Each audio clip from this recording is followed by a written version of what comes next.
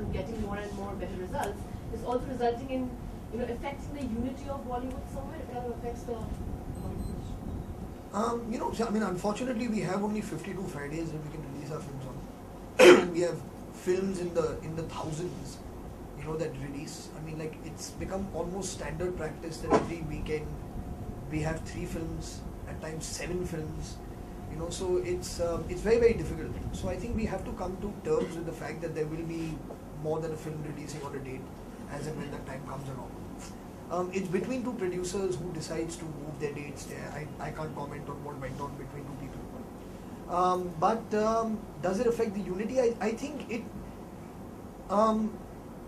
if it's not dealt with fairly between the 2 people, it can create some kind of a problem. But I think if they've dealt with each other in a manner where they've been fair with each other, I don't think that should happen.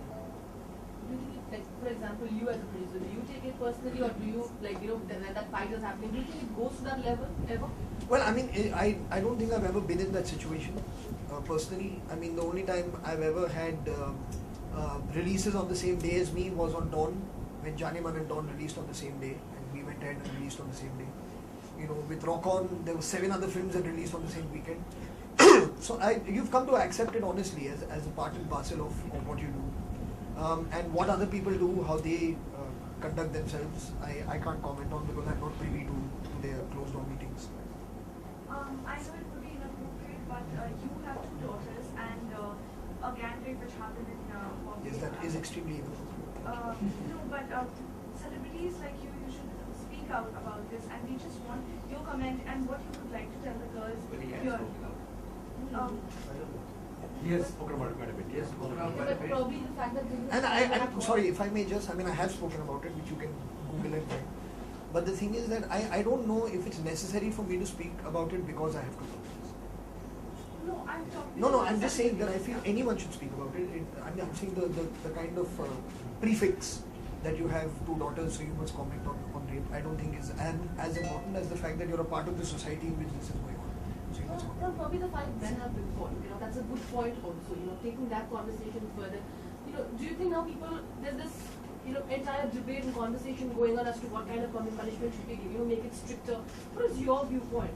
Do you think it's going to affect, do you think it's going to stop the heinous crimes that is happening? Well, I think a certain degree of how would you call it, a fear factor, so to speak, in the mind of somebody who's a potential offender, I think is important to have. There has to be respect for law. There has to also be fear that I will get caught. There also has to be a fear that if I do get caught, that I know that within a stipulated time period, I will be convicted, or then if I'm innocent, I'll be acquitted. I feel that the fact that cases can go on for so long, it emboldens people. Because you know that, if I could get bail, I could be out on bail for the next 10 years, 11 years, in which time I'm going ahead and having my job and living my life. Meanwhile, the victim and the family are suffering. So I feel that if there can be the whole concept, I think, of fast track courts, which really haven't come into effect the way we hoped that they would. I think if that can happen, it will probably make a serious difference. Because right now the rate of conviction is very, very low. And I think that's because of the process of the judiciary moving really, really slow. So I think that would definitely. All right, thank you, ladies. You had your set of questions. One there.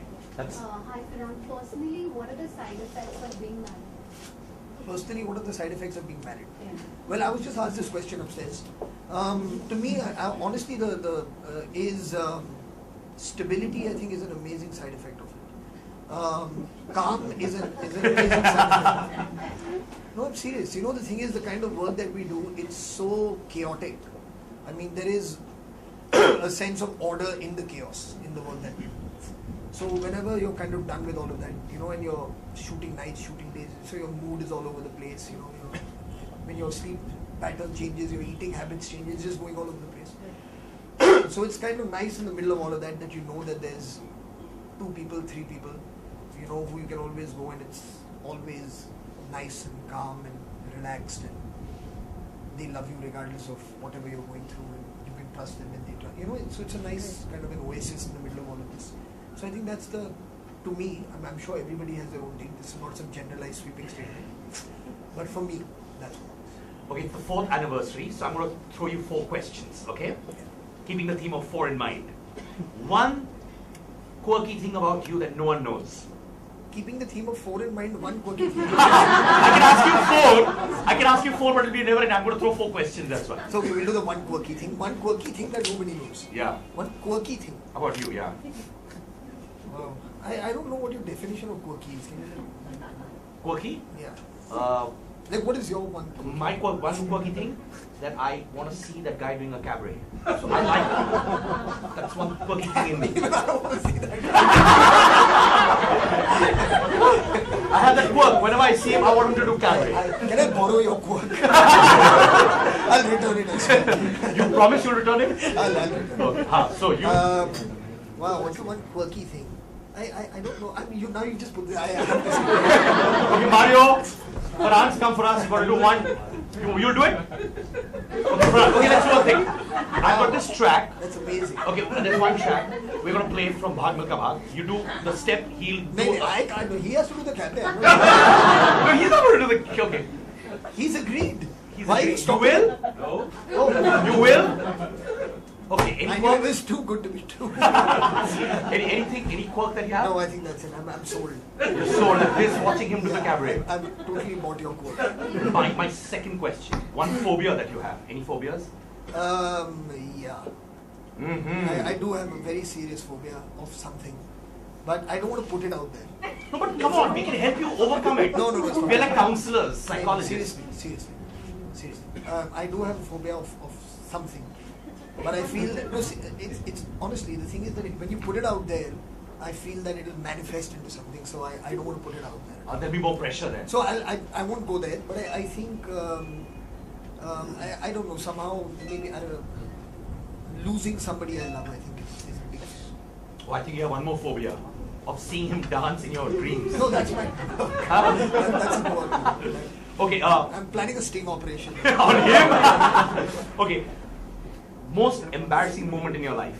Most embarrassing moment in my life? Wow. You could have prepared me for these before I came. Aha. Most embarrassing moment.